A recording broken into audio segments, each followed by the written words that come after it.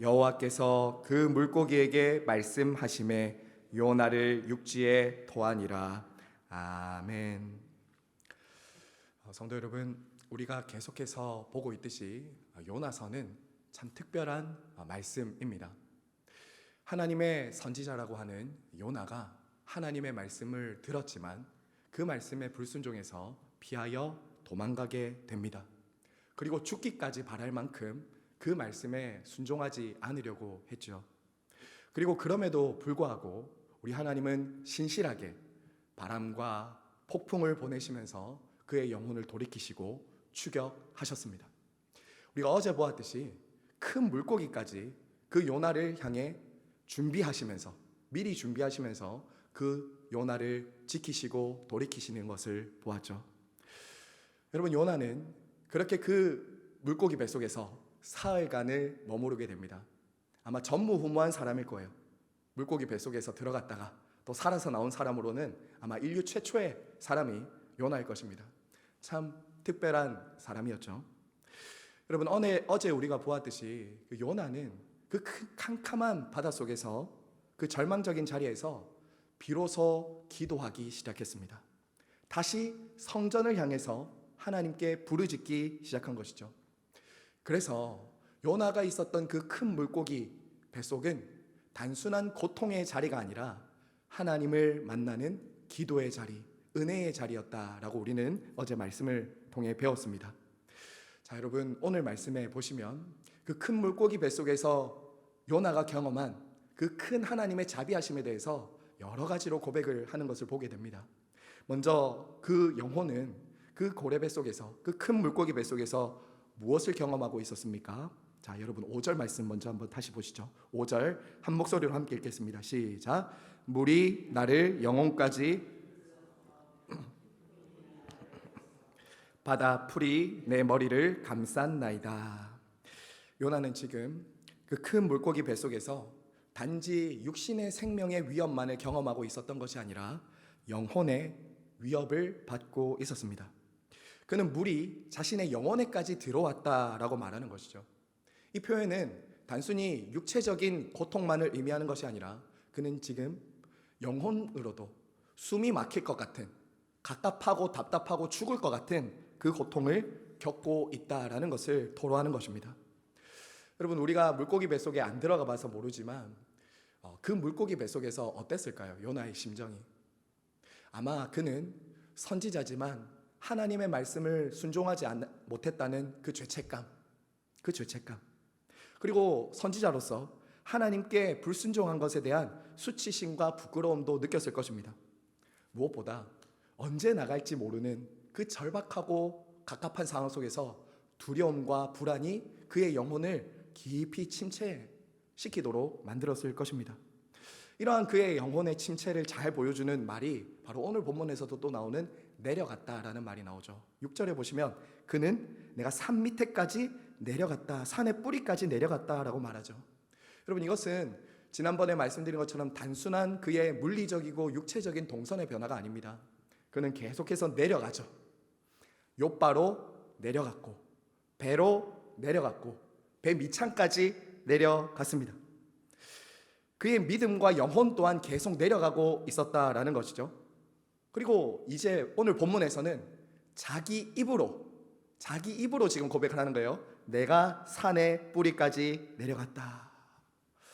성도 여러분, 지금 요나는 하나님께서 그의 영혼을 깨우실 때 그의 영혼의 위치가 어디 있는지, 그가 지금 얼마나 밑바닥에까지 내려갔는지를 비로소 깨닫기 시작한 것이죠. 주 안에서 사랑하는 시냇가의 시문교회 성도 여러분, 성도는 자신의 삶에 일어나는 문제를 1차원적으로만 바라보는 사람이 아닙니다. 그저 문제가 생기고 어려움이 닥치면 당장 지금 있는 이 문제만 해결되면 모든 것이 다 잘 될 거야 라고 하면서 기도할 수 있는 사람이 아닙니다. 육체의 문제만이 아니라 영혼의 문제, 하나님의 관점으로 문제를 바라보고 기도할 수 있어야 되는 것이죠. 성도 여러분, 우리들은 어떤 문제가 생길 때 이 문제가 하나님과의 관계에서, 이 관계에서 내 영혼에 미치는 영향을 생각하면서 기도할 수 있어야 되는 거예요. 왜냐하면 하나님은 그 어떤 문제나 상황들을 통해서 우리에게 그저 육신의 고통을 주시기 위한 분이 아니라 우리의 영혼 깊은 곳에서부터 내가 있는 자리를 깨닫고 알기를 바라시는 것이죠. 그곳에서 하나님과의 관계를 점검하기를 원하신다라는 거예요. 우리 주님은 지금도 여러분의 영혼에 관심을 가지십니다. 우리의 육신에도 관심을 가지시지만, 우리의 육체의 필요에도 관심을 가지지만, 그 가운데서 우리의 영혼이 지금 어디에 있는지, 하나님과 멀리 깊은 곳에서 멀리 떨어져 있진 않는지 우리 주님은 그곳에서 보기를 원한다는 거죠. 여러분, 시편의 많은 시인들의 기도를 한번 생각해 보세요. 시편의 시인들은 수많은 자기를 대적하는 원수들, 그리고 자기가 닥친 그 문제들, 그것만을 해결해 달라고 기도하지 않았습니다. 성경에 보시면 시편의 수많은 시인들은 자신의 영혼을 위해서 기도해요. 자신이 그 어려운 가운데 느끼고 있는 좌절, 두려움, 그 영혼을 위해서 기도하는 것을 우리는 보게 된다라는 거죠. 가장 대표적으로 다윗이 고백했던 시편 42편에서 이렇게 고백하죠. 내 영혼아, 어찌하여 내 속에서 불안해하며 낙심하는가? 너는 하나님께 소망을 두라. 영혼을 하나님 앞에 올려드리며 기도하는 것이죠. 그러므로 성도 여러분, 오늘 이 새벽에 저와 여러분이 기도하실 때 단지 눈에 보이는 문제 이전에 그 문제와 그 문제의 고통 속에서 흔들리고 있는 자신의 영혼을 하나님 앞에 그대로 열어두고 기도할 수 있어야 합니다. 흔들리고 고통받고 있는 자신의 영혼을 두고 기도하십시오, 여러분. 슬픔, 절망, 두려움, 죄책감, 이런 것들을 숨기고 감추고 기도해서는 안 돼요. 그런 것들을 때로 열어두셔야 돼요. 이런 것들을 감추고 기도하면 늘 피상적이고 육체적인 것만 기도하다가 그냥 돌아가게 됩니다. 때로 하나님께 두렵습니다. 불안합니다. 하나님, 제가 참 슬픕니다. 이런 기도를 할 수 있어야 기도가 점점 깊이 들어가는 거예요. 하나님께마저 그것까지 숨기고 감추고 그냥 이것저것 주십시오, 이 문제 저 문제 해결해 주십시오, 그 정도로 1차원적으로만 기도하면 기도의 깊은 곳으로 들어가지 못하는 것이죠. 여러분, 하나님께서 요나가 그렇게 기도할 때 어떻게 하셨습니까? 6절 끝에 보세요. 주께서 내 생명을 구덩이에서 건지셨나이다. 건지셨다. 여러분, 이 건지셨다는 단어는 끌어올리셨다는 거예요. 끌어올리셨다. 구덩이는 스스로 나올 수 없는 곳이에요. 요나는 그 큰 물고기 뱃속에서 나 스스로는 나올 수 없는 그 밑바닥에 내려갔을 때야 비로소 주님을 바라보고 자신의 영혼의 문제를 고민하기 시작했어요. 그리고 지금 하나님께 그 영혼을 열어두고 기도할 때 우리 하나님께서는 그를 건져 올리셨다고요. 스스로 나온 것이 아니라 하나님이 끌어올리셨다고요. 여러분, 기도는 이래야 됩니다.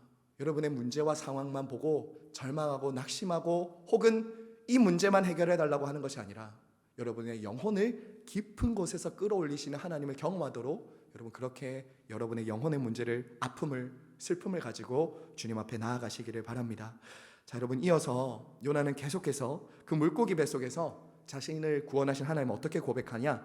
영혼을 회복시키시는 분으로 고백합니다. 여러분, 7절 말씀 한번 더 읽겠습니다. 7절입니다. 시작.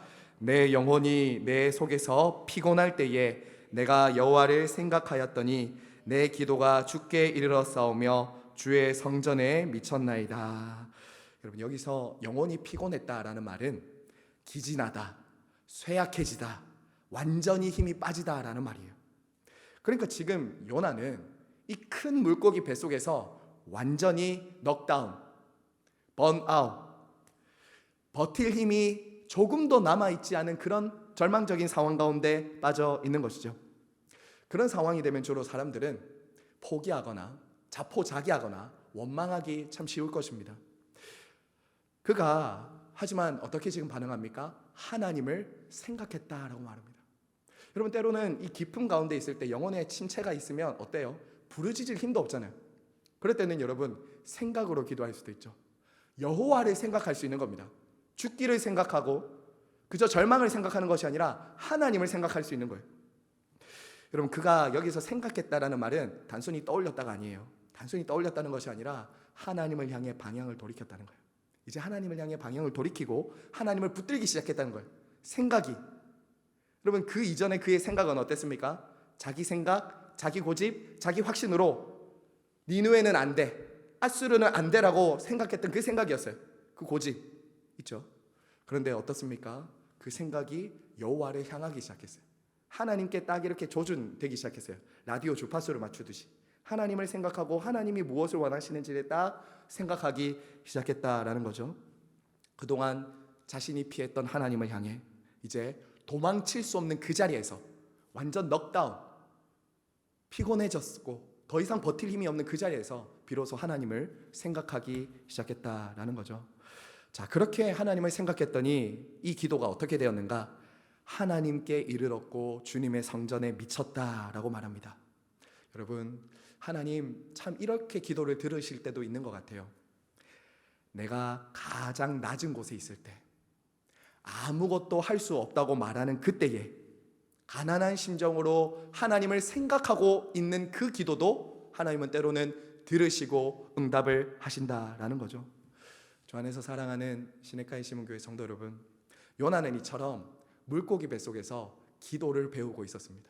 기도를 배우고 있었어요. 고난과 고통은 기도를 배우는 학교였다라는 것이죠. 실제로 수많은 시편의 시인들의 고백을 보시면 오늘 이 요나의 시와 같은 시가 굉장히 많이 나옵니다. 그들이 평안한 때, 아무 문제 없을 때 기도를 배웠는가? 그렇지 않습니다. 그들은 정말 원수들이 자신들을 찾아오는 때, 정말 인생의 큰 문제들이 계속 겹겹이 찾아올 때 그들은 무엇을 했냐? 기도를 하기 시작하고 기도를 배우더라라는 것이죠. 다윗도 자신을 죽이려고 했던 그 원수들 앞에서 광야를 도망칠 때, 문제가 있을 때 비로소 자신의 가장 인생의 밑바닥에서 하나님을 찾고 부르짖었죠. 오히려 그의 인생의 정점에서 뭐 했습니까?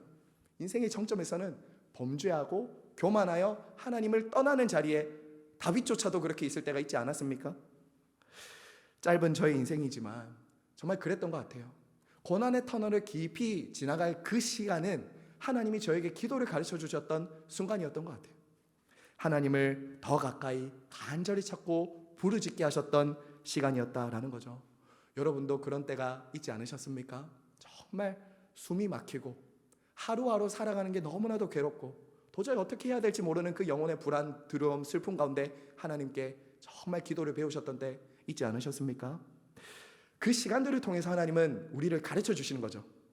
이전에 평안할 때는 몰랐던 하나님, 정말 우리의 가까이 계시며 우리의 기도를 들으시는 하나님을 비로소 그때 경험하도록 하시는 것이죠. 머리로, 지식으로 아는 하나님이 아니라 경험적으로 하나님을 알게 하신다라는 거예요. 성도 여러분, 사실 저는 말씀을 묵상하다가 오늘날 너무 편안해지고 부유해지고 평안한 시대가 점점 다가오면서 이런 기도를 많이 잃어버린 것은 아닌가. 마치 예수님이 말씀하셨던 그 부자의 비유처럼 내가 넉넉히 가졌으니 이제 평안히 쉬고 또 눕자라고 말했던 그 비유에 나온 부자들처럼 오늘날 이전처럼 우리 믿음의 선배들의 50년대 60년대처럼 간절히 부르짖고 하나님 앞에 정말 애통하고 엎드리고 정말 이런 자신의 영혼의 문제를 가지고 씨름하는 이런 기도들 정말 하고 있는가? 정말 이런 기도를 잃어버린 시대를 저와 여러분이 살고 있진 않는가? 그저 비상적으로 자기중심적인 기도, 1차원적인 기도, 먹고 마시는 기도, 이 정도에만 머물러서 정말 우리가 어느 순간부터 이 깊은 기도들, 간절함과 절박함에서 나오는 기도들, 가난한 심령을 가지고 하는 기도들, 저 인생에서 밑바닥에서 했던 그 기도들은 우리가 좀 많이 잃어버리고 살아가고 있지 않은가? 우리 시내가의 시문교회는 어떻습니까? 여러분, 이대로 괜찮습니까? 정말 우리가 이 밑바닥에서 정말 하나님께 간절히 부르짖고 기도해야 될 때가 지금 아닐까요? 그렇지 않겠습니까?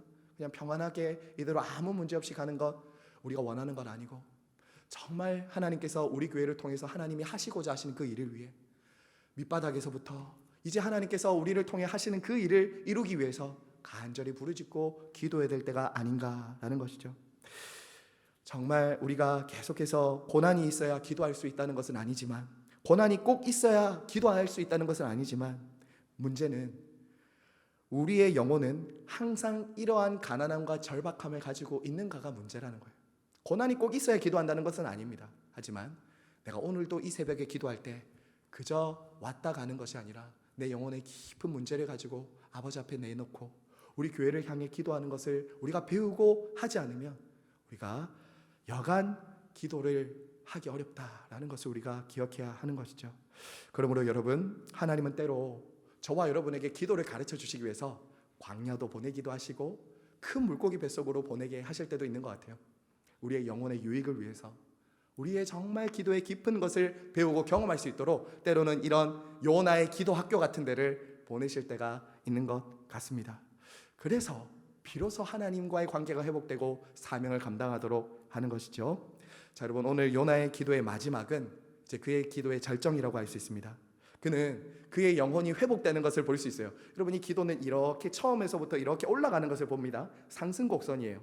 기도가 처음에는 절망에서 시작했다가 점점 상승곡선인데 그 기도의 정말 클라이막스는 여러분 8절과 9절입니다. 우리 한번 마지막으로 8절과 9절 읽겠습니다. 시작. 거짓되고 헛된 것을 숭상하는 모든 자는 자기에게 베푸신 은혜를 저버렸사오나 나는 감사하는 목소리로 주께 제사를 드리며 나의 서원을 주께 갚겠나이다. 구원은 여호와께 속하였나이다 하니라. 여러분, 드디어 요나가 사명이 점점 회복되는 것을 여러분 볼 수 있어요. 그 표현이 무엇이냐면 이방인들이 섬기는 우상의 무익함에 대해서 말하고 있습니다. 자신이 선포해야 될 앗수르가 믿었던 헛된 신들, 그리고 이스라엘 주변에 있었던 그 주변 나라에서 있었던 여호와를 섬기지 않았던 모든 헛된 우상을 섬겼던 지금 이방 나라들을 고발하고 있는 거죠.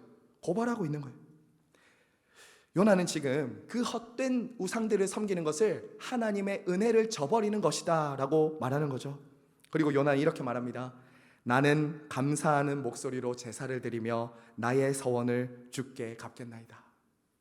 절망과 탄식에서 시작했던 그의 기도가 감사와 서원과 순종의 자리로 나아가는 것 보이시죠? 여러분, 시편의 많은 시인들의 패턴이 이러했어요. 때로는 기도를 시작할 때 처음에는 어떻게 합니까? 무엇을 기도할지 모르겠어요. 탄식과 슬픔으로 기도를 시작해요.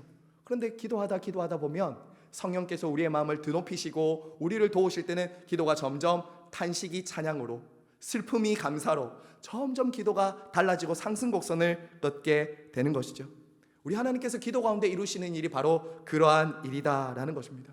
여러분, 그 모든 기도의 고백의 절정, 마지막 딱 한 문장은 이거예요. 요나서의 이 기도의 가장 핵심은 이것입니다.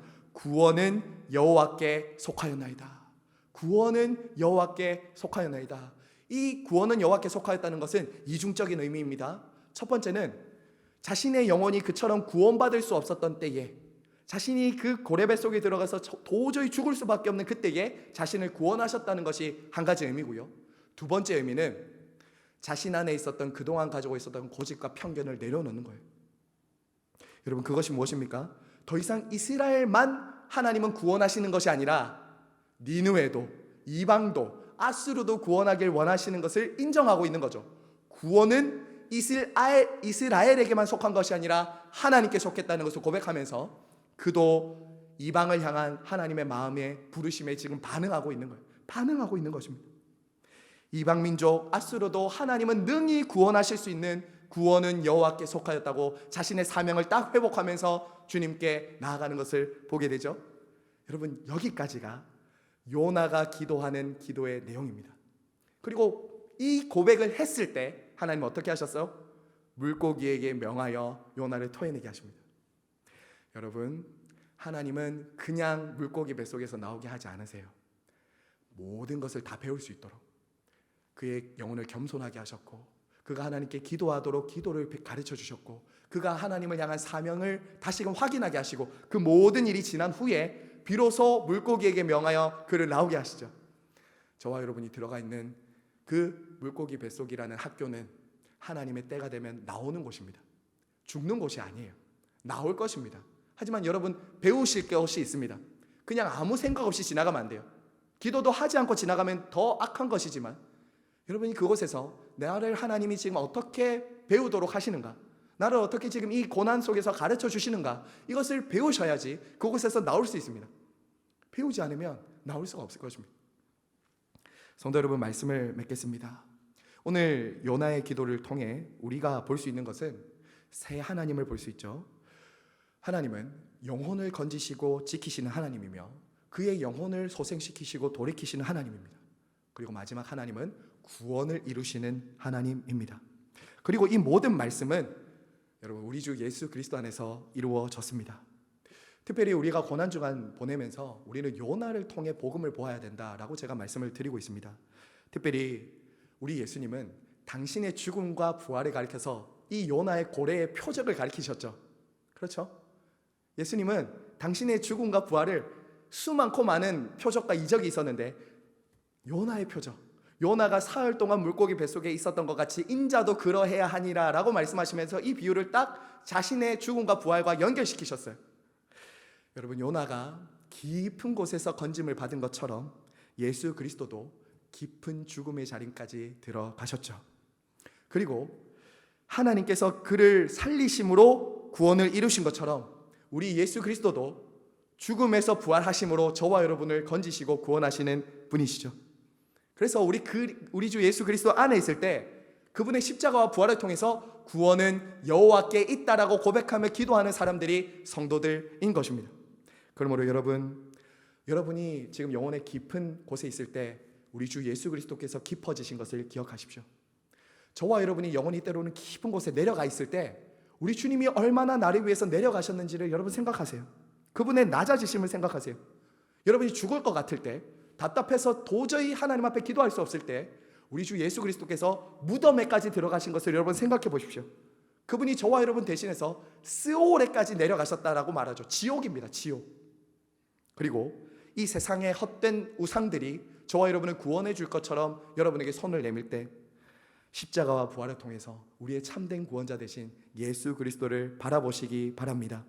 저와 여러분이 그렇게 우리 주 여호와 하나님을 바라보고 예수 그리스도만이 나의 구원이다 라고 인정하며 살아가게 될 때 저와 여러분을 통해서 그 하나님의 이름이, 예수 그리스도의 이름이 증거되고 드러나는 복된 삶이 될 것입니다. 이 시간 함께 찬양하고 기도하죠.